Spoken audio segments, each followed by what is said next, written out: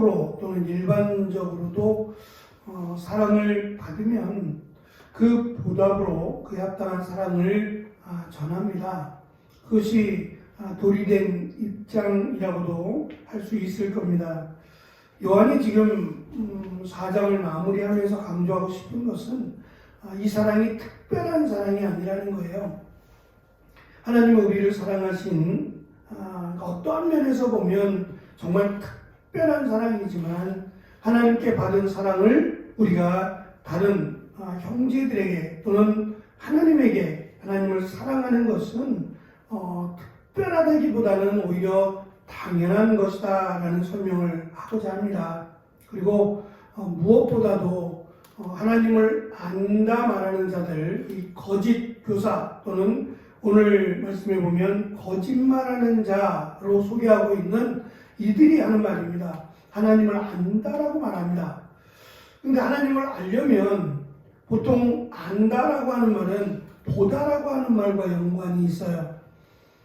내가 봐야 그것을 믿든지 봐야 그것을 안다고 말하지 않겠습니까? 보이지 않는데 어떻게 알 수가 있겠냐 말이죠. 그래서 안다라고 하는 말 앞에서 강조했던 안다라고 하는 말에 대해서 너희들은 하나님을 아는 것이 확실하다라고 하는 사랑하기 때문에 하나님을 사랑하고 또 믿음의 형제들을 사랑하기 때문에 너희들은 하나님을 아는 것이 맞다. 오히려 이들을 권면하고 그들이 하나님을 안다라고 말하는 것이 거짓이라고 하는 것을 말씀을 통해서 강조하고자 합니다. 하나님을 사랑한다. 나는 하나님을 사랑한다 라고 말하면서 형제를 미워하는 사람은 거짓말하는 자다라고 요한은 강조합니다.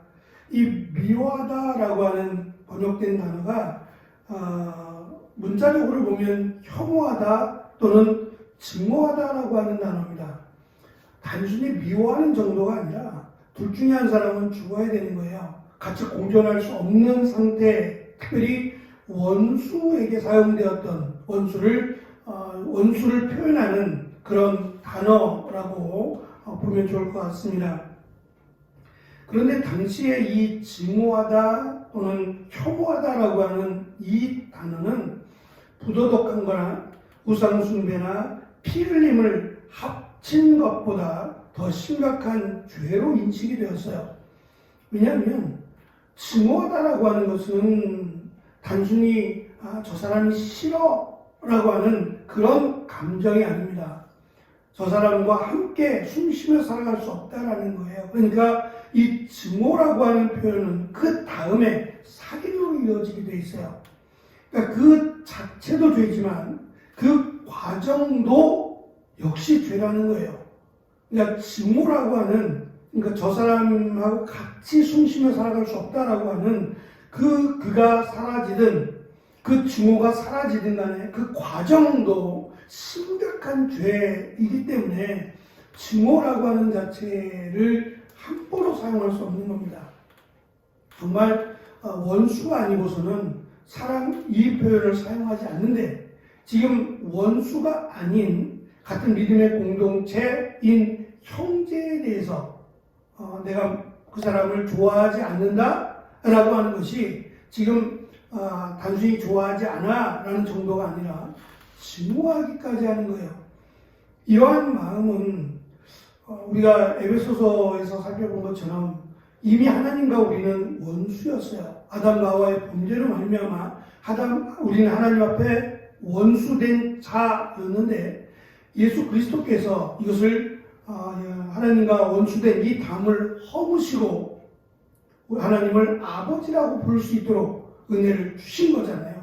그 은혜를 내가 받았다면 또 받았는데 그 받은 것에 대한 도의가 바로 하나님을 사랑하고 또 믿음의 공동체인 형제를 하나님 앞에서의 자녀된 그들을 사랑하는 것이 하나님을 안다라고 말할 수 있는 것이다 라는 점을 강조합니다. 두 번째, 이 거짓말하는 자다라고 할 때 이 거짓말하는 자 또는 거짓말쟁이라고 하는 이 표현은 요한복음 8장 44절에서 요한은 이렇게 강조한 바 있습니다. 예수님께서 너희는 아비 마귀에서 났으니 너희 아비의 욕심대로 너희도 행하고자 하느니라. 그는 처음부터 살인한 자요 진리가 그 속에 없으므로 진리에 서지 못하고 거짓을 말할 때마다 제 것으로 말하나니 이는 그가 거짓말쟁이요 거짓의 아비가 되었습니다. 다시 말하면 그냥 단순히 거짓말하는, 그러니까 진리를 말하지 않는, 그러니까 그것을 말하고자 하는 게 아닙니다. 거짓말하는 자가 상징하는 것은 마귀요, 마귀의 자식이다라고 하는 것을 강조하고자 함이요. 하나님을 아는 자가 마귀가 될 수 없죠. 하나님을 믿고 하나님의 은혜를 받은 자가 마귀가 될 수 없고 마귀의 행동을 할 수 없는 것처럼 앞뒤가 안 맞는 거란 말입니다. 하나님을 안다 말하고 하나님의 사랑을 받았다라고 말한다면 형제를 증오하거나 형제를 혐오하는 일은 도무지 있을 수 없는, 오히려 마귀된 자, 마귀의 자식이 행해야 될 일이다 라고 하는 것을 요한은 강조합니다. 거짓말하는 자 그리고 증오하거나 혐오하는 것이 아주 잘 어울리는 한 쌍의 커플처럼 보여집니다. 반면에 요한서신 전체에서 이 형제 사랑을 강조했던 이유가 어제 잠깐 말씀드린 대로 교회 공동체 안에는 다양한 사람들이 모여 있어요. 우리도 그렇지 않습니까? 민주주의라고 말하지만 우리도 그 사람이 살아왔던 삶을 고스란히 가지고 교회에 왔어요. 그 사람이 어떠한 삶을 살았는지 그 삶의 모습이 고스란히 교회에 온단 말입니다. 한 예로 우스꽝스럽긴 하지만 지금은 뭐 저희 교회는 교회 김장을 안 하잖아요. 근데 요즘은 이제 코로나가 지나서 어떻게 변할지 모르지만 이 교회에서 점심을 이렇게 만들어서 대접하는 그런 교회들은 거의 대부분 교회에서 김장을 합니다. 근데 교회에서 김장을 하면 뭐 다 그런 건 아니겠습니다만 누가 김장을 대표하느냐에 따라서 그 김장이 경상도 김장이 되느냐 전라도 김장이 되느냐가 결정이 돼요. 총괄하는 분이 누구냐에 따라서 김치의 맛이 달라진다는 우스꽝스러운 이야기가 있어요. 그리고 그것도 뭐 지위라면 지위일까, 그 곡간의 키를 함부로 이렇게 내놓지 않는다라고 하는 우스꽝 얘기도 있습니다. 우스꽝스러운 이야기도 있습니다. 다르다라는 것은 틀린 게 아니라 또 다른 색다른 면, 그건 당연한 얘기죠. 교회 안에 온갖 다양한 사람들이 모여 있잖아요. 직업이 다르죠. 또 내가 살아왔던 삶의 모습이나 이런 것들이 다 다르니 교회 안에 모인 성도들이 다르다는 것은 특별한 게 아닙니다. 당연한 거죠. 지극히 당연한 거 아니겠습니까? 서울에 교회가 있다고 다 서울 사람이냔 말이죠. 서울에 살고 있는 거지. 실제로 내가 태어난 곳을 조사하면 서울 사람보다는 오히려 더 외곽에 있는 분들이 훨씬 많을 거예요. 그러면 당신이 태어난 곳으로 가세요라고 말할 거냐고요. 지금 내가 살고 있는 곳이니까 당연히 서울에서 예배드리는 게 맞죠. 이 다양하다는 것은 오히려 다양하기 때문에 더 아름답고 더 다양한 소리가 날 수 있는 건데, 문제는 다양한 소리가 아니라 하나의 소리를 내고자 하는 게 자칫 문제가 되기도 합니다. 그러니까 내 소리만 나야 된다고 하는데 문제죠. 하나가 되어서 다양한 소리들이 하모니를 이루어서 하나의 소리를 낼 때는 더없이 아름답지만 다른 소리는 안 되고 내 소리만 나와야 된다고 하면 문제가 되죠. 그러니까 여러 가지 다양함은 어느 시대를 막론하고 교회 안에 필요하기도 하고 당연히 있어야 될 일입니다.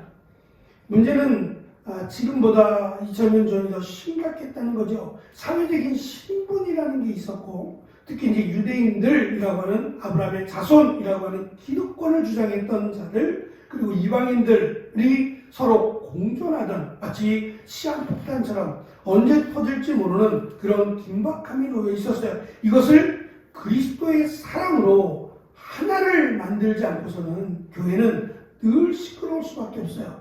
그러니까 교회가 크다 작다의 문제가 아니라 교회가 하나가 되었느냐가 가장 심각하게 생각해야 될 문제였다는 거죠.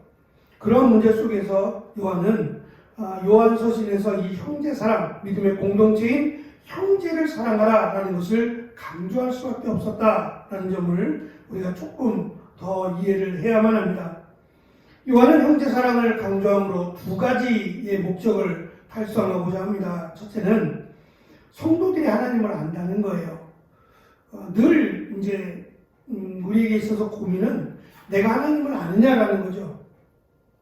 알고 싶고 또 아는 것이 마땅한데 보이지 않는 보여야 어떻게 하나님이 뭘 좋아하시든 하나님이 무엇을 싫어하시든 우리가 명확하게 알 수 있는데 보이지 아니하시니까 하나님을 안다라는 말을 쉽게 할 수 없는 거예요. 근데 그 이방인들은 유대인들은 이 거짓교사라고 말하는 또는 거짓말쟁이들은 자기들이 하나님을 안다라고 떠벌리고 다녔어요.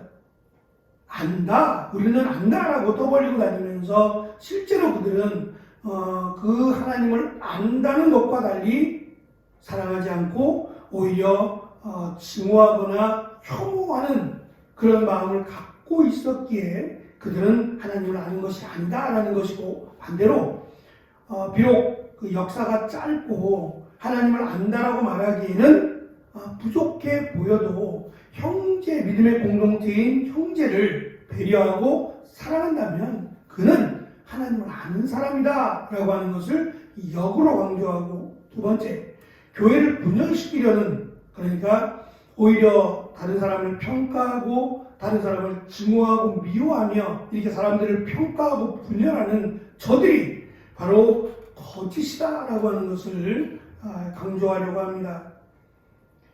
요한은 하나님을 사랑하는 것과 형제를 사랑하는 것 사이에 필수적인 연관성을, 눈에 보이는 형제를 사랑하지 않는다면 보지 못한 하나님을 사랑할 수 없다라고 하는 정의를 내립니다.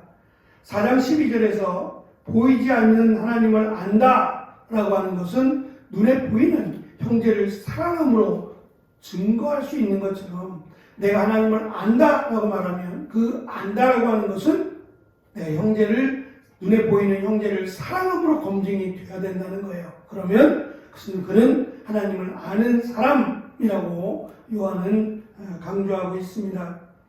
마지막 21절에 보면 우리가 이 계명을 주께 받았으니 라고 하는 말로, 이것은 하나님의 계명이니 라고 하는 뜻입니다.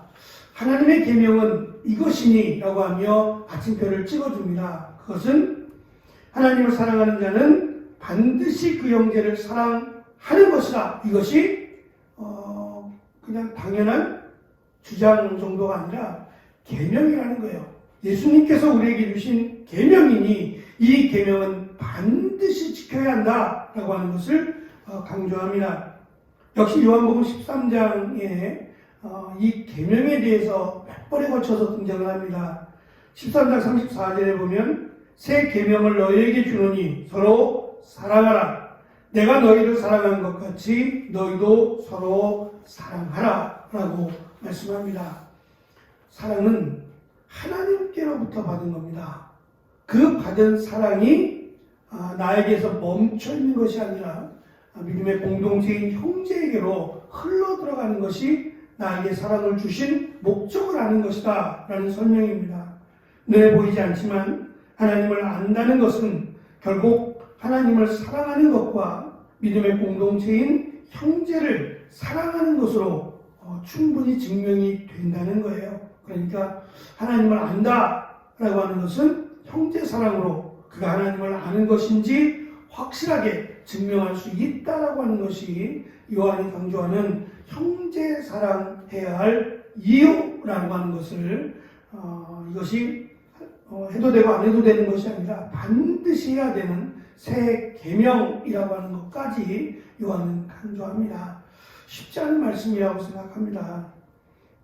살아가면서 가장 잘한다라고 하는 부부도 때로는 말다툼도 하고 또 의견의 다름도 충분히 있을 수 있습니다. 맞춰가는 거지 서로 다른 삶을 살았던 사람들 아닙니까? 그러니까 우리가 서로 안다라고 말하지만 다 알기는 쉽지 않은 거죠. 알아가는 것이라고 생각합니다. 우리가 하나님을 알아가는 과정 역시도 가장 중요한 것은 사랑입니다. 하나님이 우리를 사랑하심으로 시작된 하나님과 우리와의 원수가 깨어지고 하나님을 아버지라 또 하나님이 우리를 자녀로 삼으신 이 시작은 사랑이었습니다.